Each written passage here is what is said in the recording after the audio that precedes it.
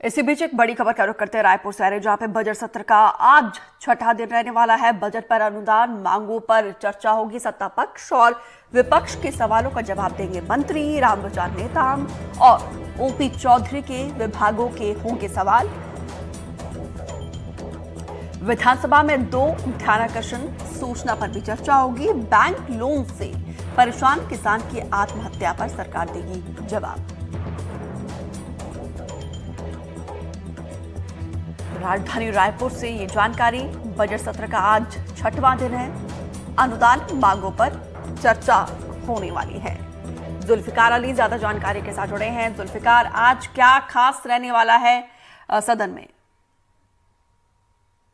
आज बजट सत्र की अगर बात की जाए तो आज बजट सत्र का 7वां दिन है और आज प्रश्नकाल के दौरान जो सवाल लगे हैं वो ये हैं कि महिला बाल विकास मंत्री और खाद्य मंत्री के विभागों के सवाल लगे हैं और इसमें भाजपा के विधायक भी हैं और कांग्रेस के विधायक भी जिन्होंने सवाल लगाए हैं और इनके सवालों पर सदन में चर्चा होगी और मंत्री की तरफ से जवाब आएंगे।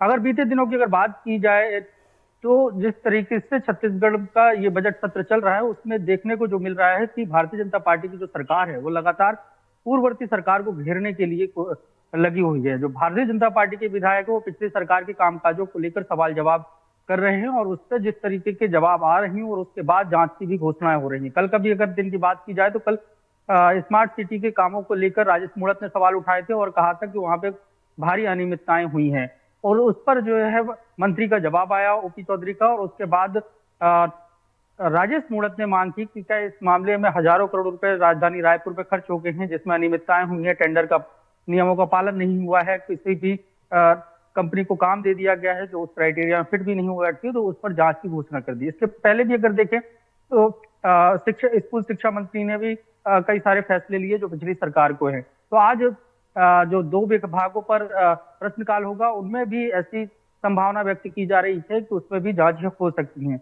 जैसे आंगनबाड़ी का विषय उठकर आया है कि उसके नियम क्या है, आंगनबाड़ी में क्या क्या सरकार के द्वारा काम होते हैं, इस पर सवाल लगा है।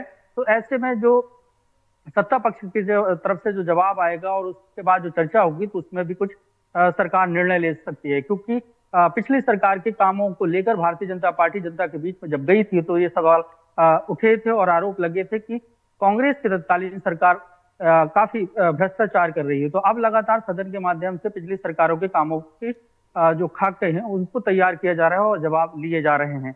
इसके अलावा अगर बात की जाए तो आज 2022 और 2023 स्टेट का जो रिपोर्ट है वो सदन के पटल पर ओपी चौधरी रखते हुए नजर आएंगे।